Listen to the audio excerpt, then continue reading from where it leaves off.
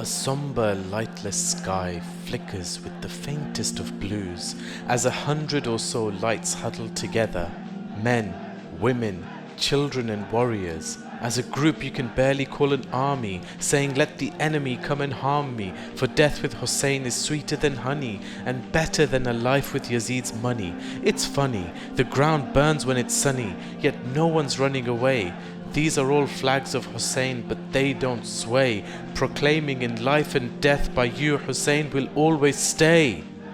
You see, Hussain is this magnetic enigma that dictionaries and historians can't begin to understand. The Prophet would hold his tiny body in his hands, kiss his neck and say, this child will change the course of time. You see, he is from me and I am from this Hussain of mine. Hussain is a powerhouse, a university of justice, peace, morality, a sense of hope in every crisis, truth versus falsehood, right against wrong, teaching us the true meaning of being strong.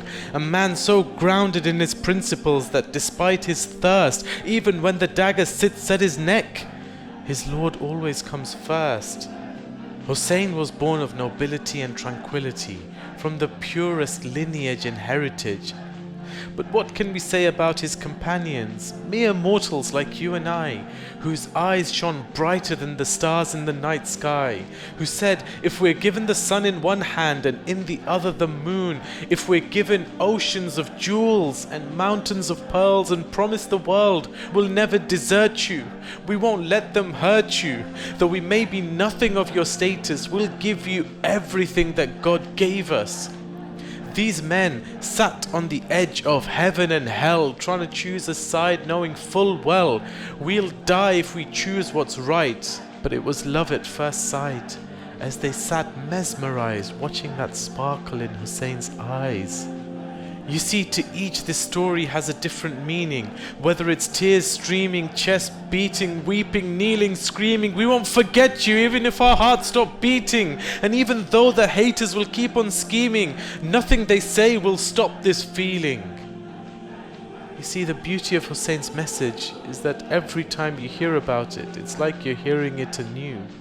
And every time anyone stands up against falsehood for what is the truth, you're reminded about that day and those 72.